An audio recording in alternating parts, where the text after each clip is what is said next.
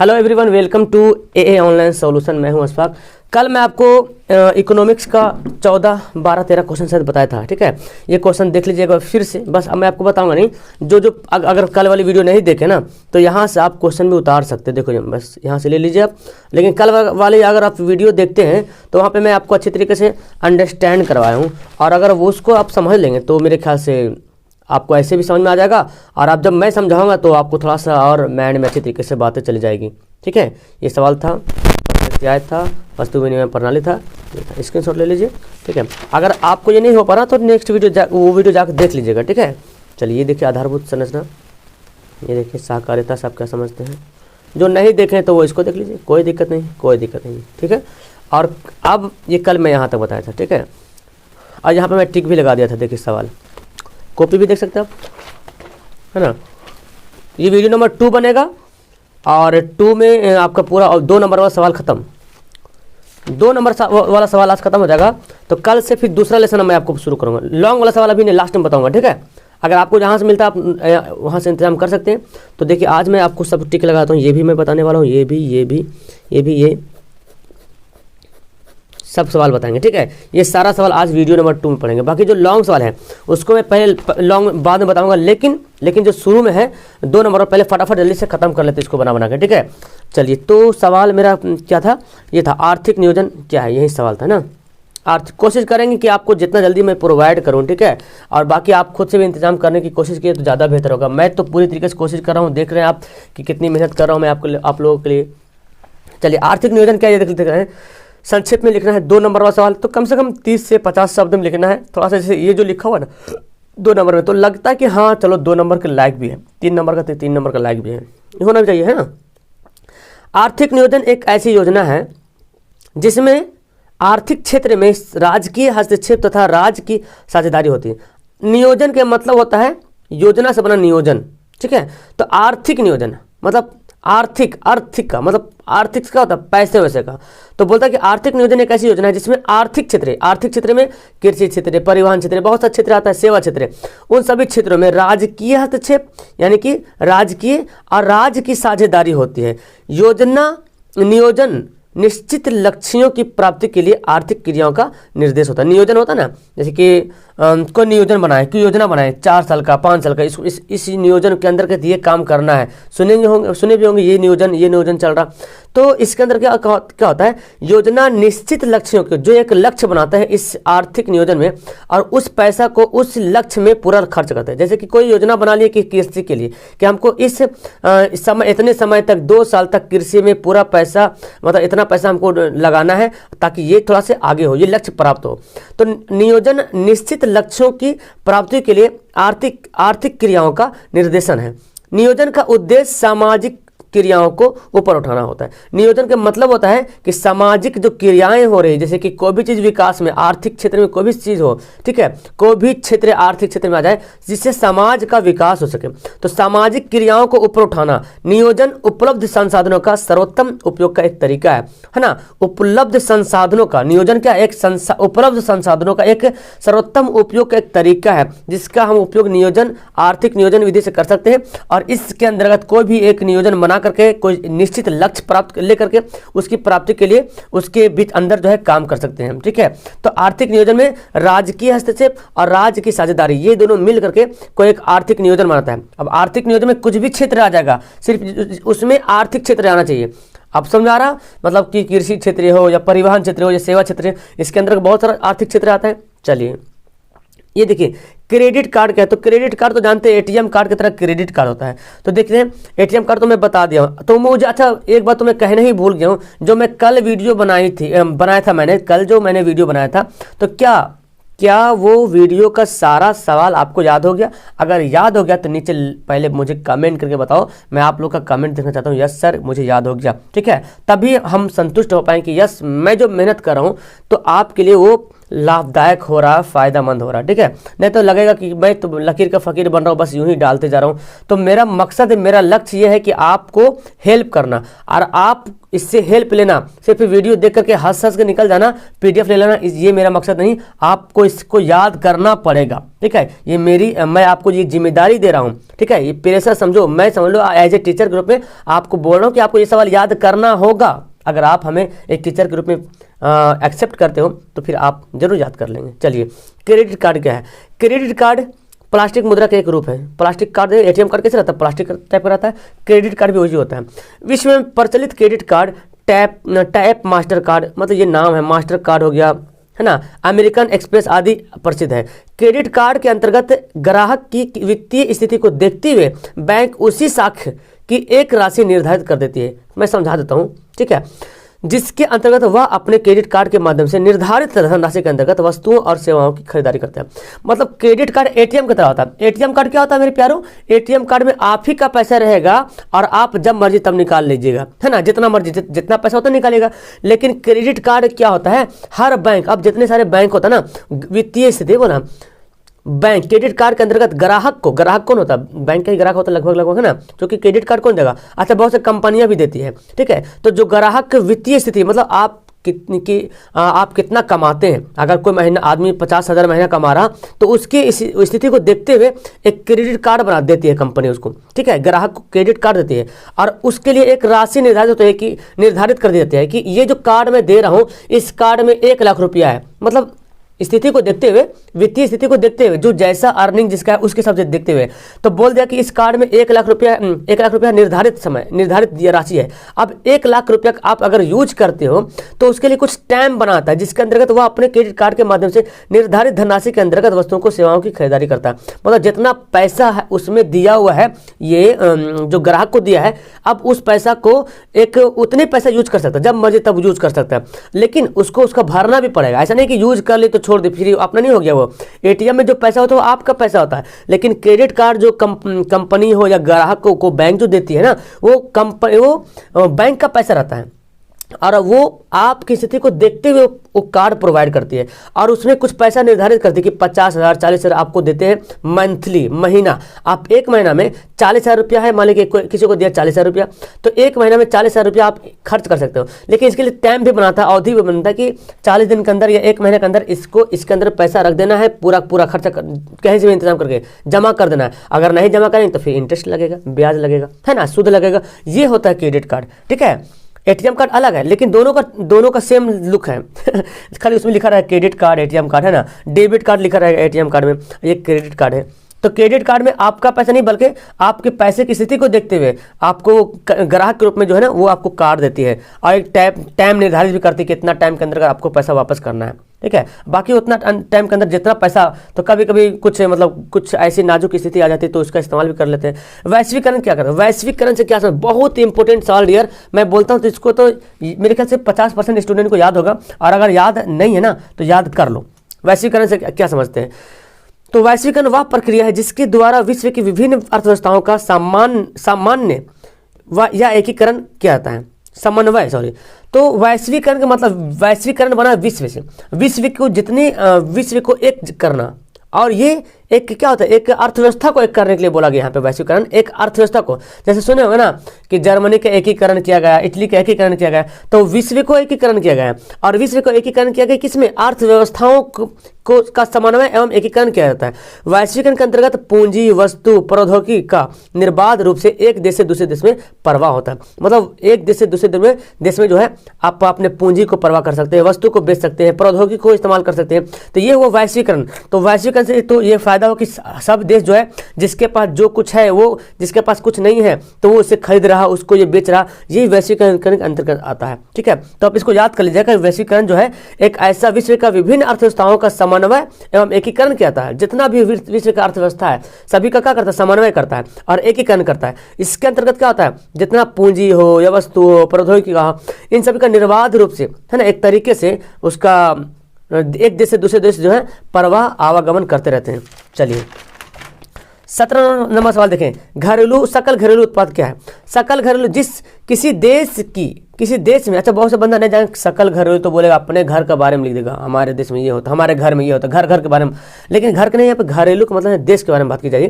किसी देश में किसी दिए हुए वर्षों में वस्तुओं और सेवाओं की जो कुल मात्रा उत्पादित की जाती है उसे सकल घरेलू उत्पाद डीजीपी है ना, इसको बोलते हैं डीजीपी, ठीक है। तो सुने में भारत का डीजीपी कितना है, कितना, ये सब न्यूज़ सुनते रहते हैं आप। तो किसी देश में किसी दिए हुए वर्ष में, मतलब किसी देश में एक वर्ष में वस्तु और सेवाओं को जो कुछ मात्रा उत्पादित होती है, ठीक है, तो उसका जो है जो मूल्य होता है वो डीजीपी के रूप में काउंट किया जाता है। वित्तीय संस्थाओं से आप क्या समझते हैं? वित्तीय संस्थाओं, वित्तीय के मतलब होता है पैसा रुपया, समझिए। जैसे कि अगर आपसे पूछा वित्तीय संस्थाओं का एग्जाम्पल दीजिए तो क्या दीजिएगा? बैंक हो गया, ये वित्तीय संस्था है, ठीक है। आपका जैसे सुने होंगे ना, वित्तीय संस्था में बैंक हो गया, या तो आप परिवहन हो गया जिससे अर्निंग हो रहा, वित्तीय संस्था जिससे अर्निंग करने का कोई संस्था बना हुआ है। वित्तीय संस्थाओं मौद्रिक क्षेत्र में देश अथवा राज्य की संस्थाओं को कहते हैं, ठीक है। वही बोला, बात वही आ रही, मौद्रिक क्षेत्र में पैसे के मामले में देश अथवा राज्य की संस्थाओं को कहते हैं जो लोगों की आवश्यकताओं को पूरा करने हेतु साख एवं मुद्रा संबंधित कार्यों का उत्पादन करते हैं। कौन? वित्तीय संस्थान ऐसा करते हैं। वित्तीय संस्थान के द्वारा कृषि, उद्योग, व्यापार जैसे आर्थिक कार्यों के लिए मौद्रिक प्रबंधन किया जाता है ना। ये संस्थाएं समाज के आर्थिक विकास के लिए उनकी आवश्यकताओं के अनुरूप अल्पकालीन या मध्यकालीन या दीर्घकालीन साख अथवा ऋण की सुविधा प्रदान करती है। तो साख ऋण आपको कहाँ से मिलता है? बैंक से मिलता है, चाहे वो ग्रामीण विकास बैंक हो, चाहे जो भी बैंक हो, ठीक है। तो आपको वित्तीय संस्था से मतलब जहाँ से आपको ऋण प्राप्त होता है उस संस्था मान लेते हैं उसको, चाहे जैसे मान लीजिए तो बहुत जगह होता है कि अल्पकालीन के लिए देता है, कुछ समय के लिए देता है, बहुत से होता है कि मध्यकालीन मतलब कुछ मतलब अच्छा मतलब ज़्यादा ना कम ना तो ज़्यादा टाइम के देता है, और एक होता है दीर्घकालीन ऋण देता है, मतलब जब मर्जी तब सेट ब्याज के साथ पेड कीजिएगा जब कीजिएगा, ऐसा होता है दीर्घकालीन, ठीक है। तो वित्तीय संस्था का मतलब हुआ एक ऐसी संस्था जहाँ पे मौद्रिक क्षेत्र में है ना, मुद्रा के क्षेत्र में देश और राज्य की संस्थाओं को कहते हैं जो लोगों की आवश्यकताओं को पूरा करने के लिए साख मतलब विश्वास है ना एवं मुद्रा संबंधी कार्यों का उत्पादन करते हैं। लोगों को विश्वास होता है तभी तो मुद्रा देता है उस पर, है ना। बैंक को ग्राहक पर विश्वास रहेगी तभी तो बैंक ग्राहक को पैसा देगी, ठीक है। वित्तीय संस्थान के द्वारा कृषि, उद्योग, व्यापार जैसे कुछ भी हो, इन सभी कार्यों के लिए मौद्रिक प्रबंधन किया था। चाहे कृषि के लिए कुछ प्रॉब्लम हो गया, किसान तो किसान आप लोन ले सकते हैं, है ना। उद्योग के लिए, व्यापार के लिए, ये सब बैंक से लोन मिलता है। तो बैंक हो गया, क्या हो गया? वित्तीय संस्थान हो गया, जहां से आपको ऋण मिल रहा है वो वित्तीय संस्थान हो गया, ठीक है। देखिए बचत क्या है, इसका तो सिंपल डियर है कि बचत मतलब जो हम कमा रहे हैं और जो खर्च कर रहे हैं, और उसके बाद जो कमाने बाद जो खर्च करने के बाद जो बच रहा है वही बचत है। आय तथा उपभोग का अंतर को उपयोग का अंतर बचत कहलाता है ना। आय तथा उपयोग का अंतर क्या कहलाता है? बचत। आय और उपयोग इसको घटा देंगे तो देखिए सेविंग बराबर क्या होगा? इनकम माइनस कंजप्शन, है ना। उपभोग मतलब वही हुआ जो खत्म कर रहे हैं। अच्छा, ये इतने में आपका सवाल 2 नंबर का है तो एक लाइन लिखने से काम नहीं चलेगा। क्रॉथर के अनुसार क्रॉथर ने क्या परिभाषा दिया, तब आपको मिलेगा वाह बंदा में कुछ दम है, लिखा सवाल, ठीक है। तो बोले सर तो सिर्फ सवाल यही बोल रहा बचत क्या है, तो हम एक लाइन लिख दिए, आय तथा उपभोग का अंतर बचत कहलाता है। तो ऐसे लिखने से काम नहीं चलेगा, आपको यहाँ पे कुछ और बढ़ाना पड़ेगा। देखिए क्रॉथर ने क्या दिया था कि किसी व्यक्ति की बचत उसकी आय का वह भाग है जहां उपयोग की वस्तुओं पर व्यय नहीं की जाती है ना।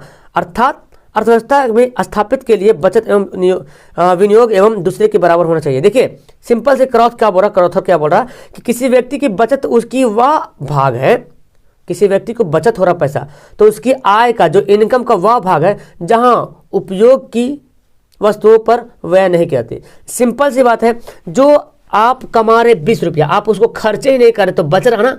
आप अगर 20 रुपये कमा रहे हैं एक दिन में और उसको आप खर्चे नहीं करें, है ना। वही बोला किसी व्यक्ति की बचत उसकी आय का अगर आप 20 रुपये कमाते हैं वह भाग है जहां उपयोग की वस्तुओं पर व्यय नहीं करके आती है। मतलब आप 20 रुपये कमाएं और आपको चावल खरीदना है लेकिन आप चावल खरीदे नहीं तो 20 रुपये बच गया, है ना। जब चावल खरीदे तो 20 रुपये आपके पास क्या हो गया? बच गया। वही क्रॉथर बोलता है कि किसी व्यक्ति की बचत उसकी आय का वह भाग है जहां उपयोग की वस्तुओं पर व्यय नहीं मतलब खर्च नहीं किया जाता है।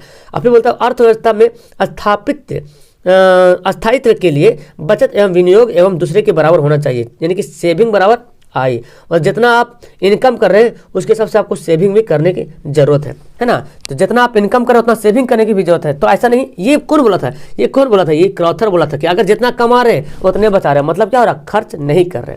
सिंपल से उन्होंने यही बोला था, जो कमा रहे और वही बचा रहे हैं, मतलब जो भी आपको वस्तु खरीदनी थी आप उसको खरीद नहीं रहे, वही बच जा रहा। तो उसको इन्होंने बचत का डेफिनेशन दिया, परिभाषा दिया। चलिए, समावेशी विकास से आप क्या समझते हैं? देखिए ये मेरी राइटिंग है और ये इफ्तिखार सर की राइटिंग है, ठीक है। तो राइटिंग तो खैर वो होती है, अब मेरी आदत नहीं जो गड़ा गड़ा लिखने की, ये थोड़ा गड़ा के लिखते हैं, तो आप जानते हैं वो पढ़ाते भी आपको। चलिए, तो देखिए, समावेशी विकास आर्थिक विकास की जिस पद्धति या प्रक्रिया से समाज के सभी वर्गों का जीवन स्तर ऊंचा होता है। समावेशी का मतलब सभी को लेकर के, है ना, सभी को साथ लेकर के एक विकास करना। सिंपल ठेठ भाषा में समझिए आप कि समावेशी मतलब एक साथ मिलकर सभी को विकास करना। लेकिन आजकल होता कहाँ है सर यार, अपने में धुन लगे, एक मंजिला तो 2 मंजिला करेंगे, गरीब को कोई देखता कहाँ है।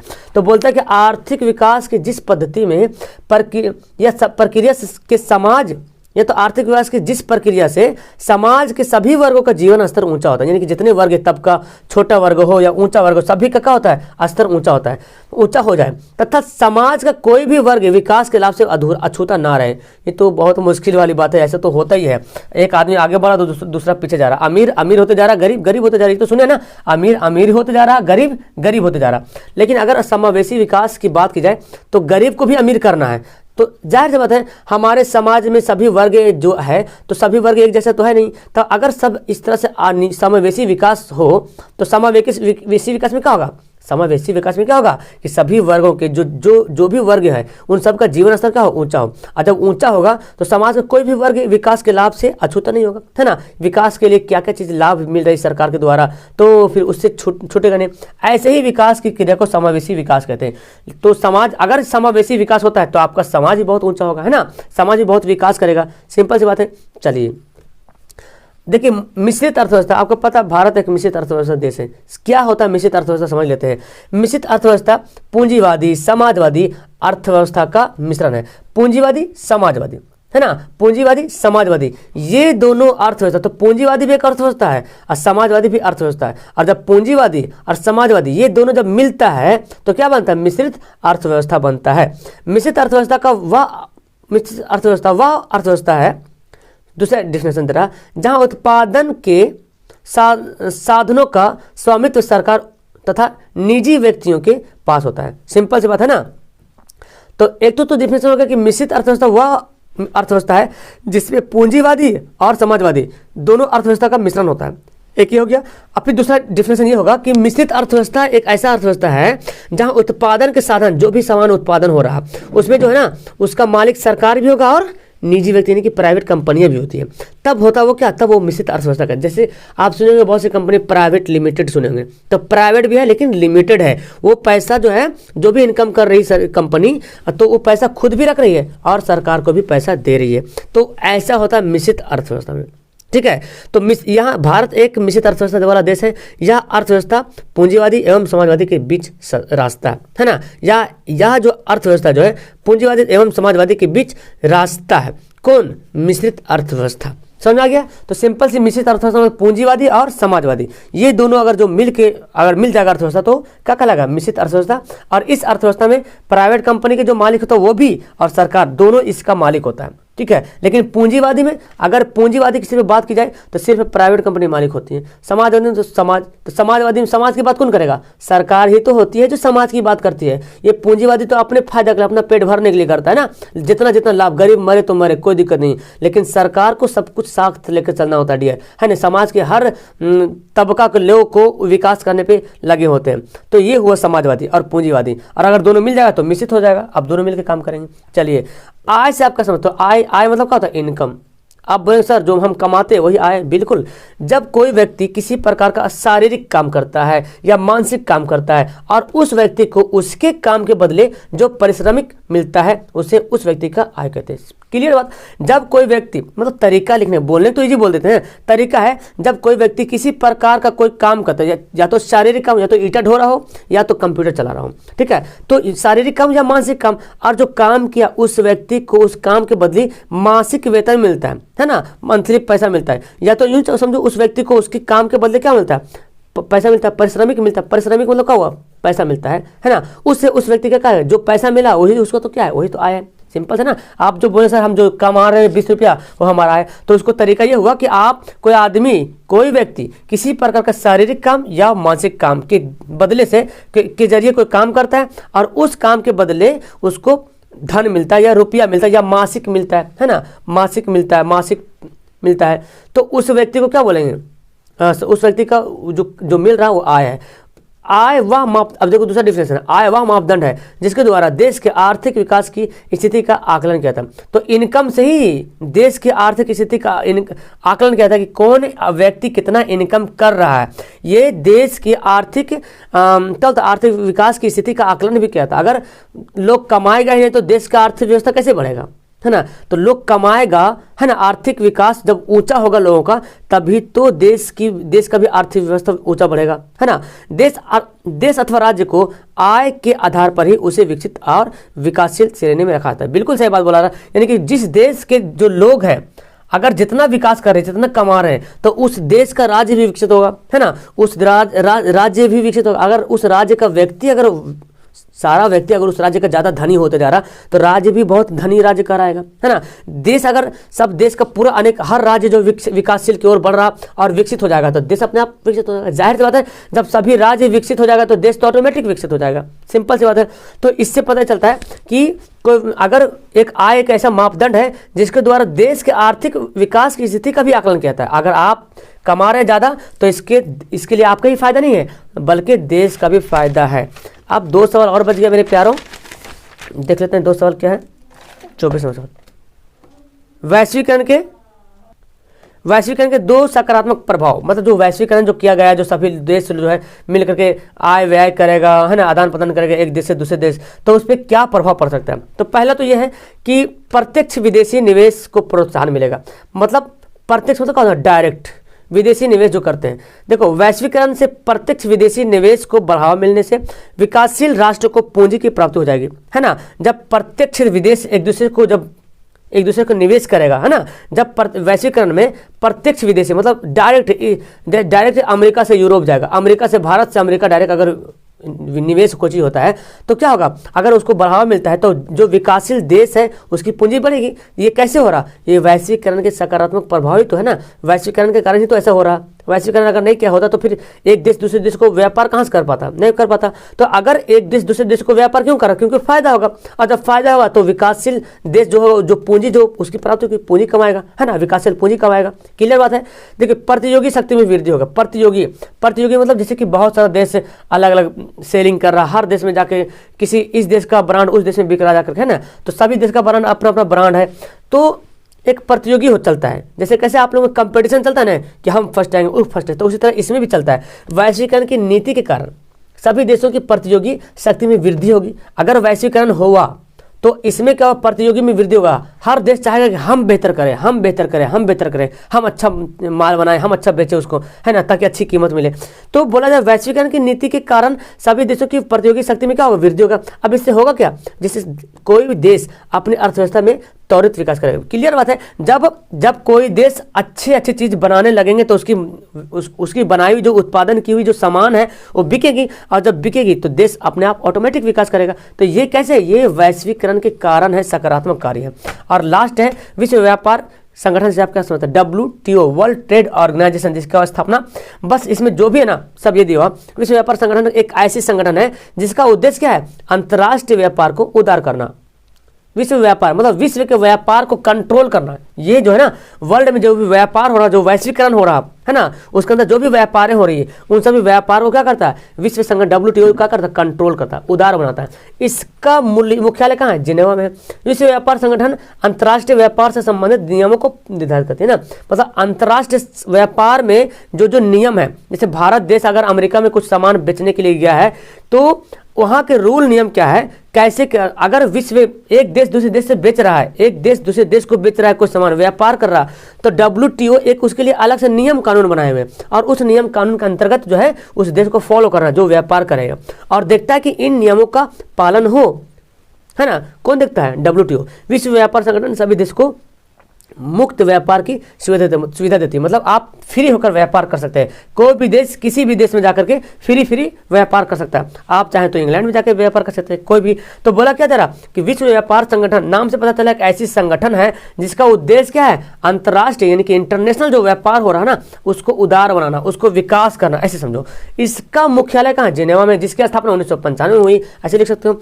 विश्व व्यापार संगठन अंतर्राष्ट्रीय व्यापार से संबंधित जो भी नियम है, कानून है, उसको क्या करती है, निर्धारित करती है, बनाती है और देखता है कि इन नियमों को पालन हो, है ना, सब देश पालन करें। अगर पालन नहीं करेगा तो उसके लिए कुछ एक्शन लिया जाता है कि आप यहाँ पे बेचने नहीं जा सकते, अपना अपना कुछ रूल बना होता है ना। तो विश्व व्यापार संगठन सभी देशों को क्या करते हैं, मुक्त व्यापार सुविधा प्रदान करते हैं कि कोई भी देश किसी भी देश में जाकर के फ्री जाकर के बेच सकता है। फ्री मतलब आपको फ्री में मोबाइल नहीं दे जाएगा, है ना, मतलब मुक्त है, कोई देश मना नहीं कर सकते कि हम तुम यहाँ अमेरिका यहाँ पे व्यापार करने नहीं आएगा, ऐसा कोई मना नहीं कर सकता। ये WTO निर्धारित करेगा कि अमेरिका यहाँ पे जाएगा कि नहीं जाएगा। जैसे भारत पाकिस्तान के बाद बीच देख लीजिए कितनी बड़ी दुश्मनी पैदा हुई हुई है ना। तो अब WTO यहाँ पे संगठन फैसला कर लेगा कि पाकिस्तान वाला लोग जब भारत पाकिस्तान से झगड़ा हो रहा तो क्यों आएगा, नहीं आएगा। तो इस तरह से ये फैसला कौन करेगा, WTO करेगा। और जाहिर सी बात जब हमको आपसे झगड़ा हो जाएगा तो हम आपके पास कहे जाएंगे, ऐसा तो होता ही ना। जब भारत पाकिस्तान से झगड़ा अगर है तो भारत वाला क्यों जाएगा पाकिस्तान के पास बेचने के लिए। पाकिस्तान तो खुद गरीब देश है तो पैसा खाक देगा। अमेरिका जाएंगे ना तो अमेरिका में अमीर देश है तो हमको वहाँ से ज़्यादा मिलेगा, मुनाफा होगा, ये होता है, ठीक है। तो चलो यहाँ पे मैं आपको अब देखो इकोनॉमिक्स का जो 2 नंबर सवाल था डियर, मैं आपको बता दिया हूँ। मुझे उम्मीद मैं आपसे यही उम्मीद करूँगा जो मैं सवाल बताया हूँ इतने अच्छे तरीके से समझाया हूँ और मेरी तो जान निकल गई समझाने में। चलो कोई दिक्कत नहीं, आपके लिए जान हाजिर है। तो बस आप इसको हल करो, मेरी मेहनत बेकार मत होने दो, है ना। अब मेरी मेहनत बस आप पे डिपेंड है, आप सफल होंगे मैं सफल हो जाऊंगा। उम्मीद है आप मुझे पहले कमेंट करो कि कल वाला प्रश्न आप याद किए हो कि नहीं किए हो, और ये भी करो कि यस यस यस ये सवाल भी याद कर लेंगे। और फिर कल मिलने वाला सवाल, बस इसको फटाफट, टाइम नहीं है आपके पास, फटाफट इसको याद करना है हर हाल में वाट, है ना, चाहे जो हो कम वाट में, चाहे जो हो कम वाट में। ओके दैट्स ऑल, मिलता हूँ नेक्स्ट वीडियो में। पसंद आई वीडियो तो लाइक करना। Okay bye.